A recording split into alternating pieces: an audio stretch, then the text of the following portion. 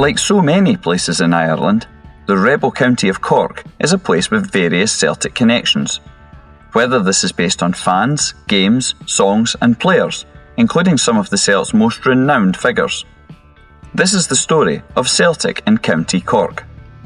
The most obvious Celtic and Cork link relates to the men that have pulled on the green and white hoops.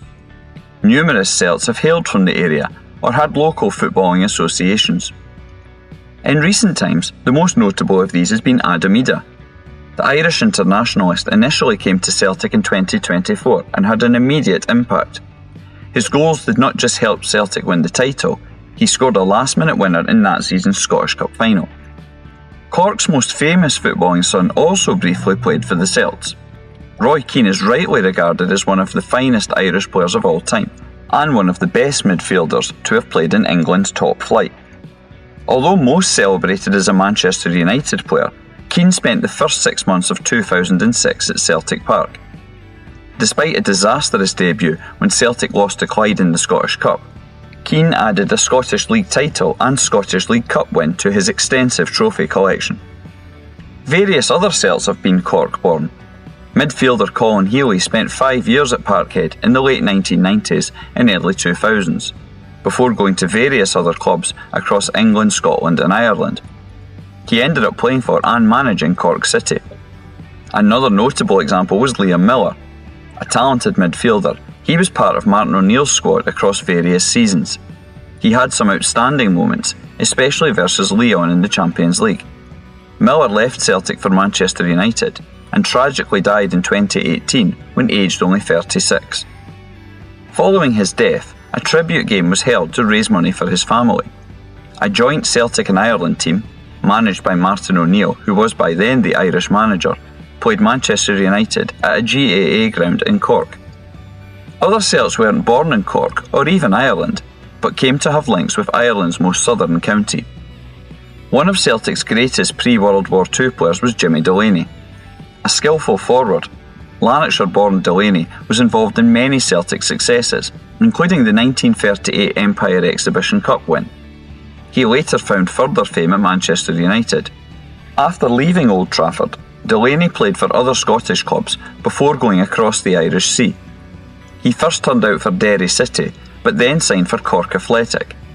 His side came close to winning the Irish Cup in 1956, but lost out in extra time to Shamrock Rovers. In later times, Delaney continued to have Celtic associations. His grandson, John Kennedy, played for the club and later became assistant manager under different 21st century bosses. Many less well-known Celts have also played for Cork clubs. John Kelly was at Parkhead in the early 1960s and later went to Cork Hibs, whilst multiple youth players have done similar. Just like Colin Healy, some other Celts have ended up as managers in Cork. Of these, Charlie Tully is the most significant. A man with genuinely legendary status at Celtic, the Belfast-born player was celebrated for his on-field skills in the 1940s and 50s. He is maybe best remembered for a cup game at Falkirk when he twice scored from a corner kick after the first one was disallowed. After leaving Celtic in 1959, Tully moved to Cork Hibernian, where he became player-manager, before working elsewhere in Ireland as a boss too. Interestingly, during this spell in Ireland, he once scored a hat-trick against Celtic. In 1960, the boys played Limerick in a friendly. Tully guested for the Irish side and it ended in a 3-3 draw, with Charlie scoring all 3 of his team's goals. Another managerial example was Mike Conroy, a defender in the 1970s and 80s. His most notable moment was as part of the 10 men won the league team in 1979. After leaving Celtic, he had a nomadic sporting life, eventually ending his career playing for Cork City. He was later appointed as assistant manager of the club, and after he left here, he set up a football school and was involved in scouting, pointing out Liam Miller and Colin Healy to the Celts. The most prominent of all the Cork teams is Cork City, although they're not the first club to have this name. Celtic once signed a player from an earlier version of Cork City. James Foley was a goalkeeper who came to Parkhead in the 1930s. He played only a small number of games, but his shutouts helped the Hoops win the 1936 title. Celtic have also had different links with the modern-day Cork City. various Celts have gone on loan to the Lee side, including Barry Coffey and Owen O'Connell. At various times, the Celts have played against this Cork City, first doing so in 1991. The boys lost 2-0, and a local newspaper, the Cork Examiner, described this as being City's finest hour. Celtic returned the following season to officially open the new Bishopton Stadium. The game almost didn't happen, as the full ground had only just been completed and wasn't given a safety certificate to be fully used. This forced the Celtic team to have to change in a porta-cabin and also queue up to use the public toilets. However, this clearly didn't put off the boys, who this time won 2-0. And despite these problems, Celtic have since returned to face Cork City on various occasions.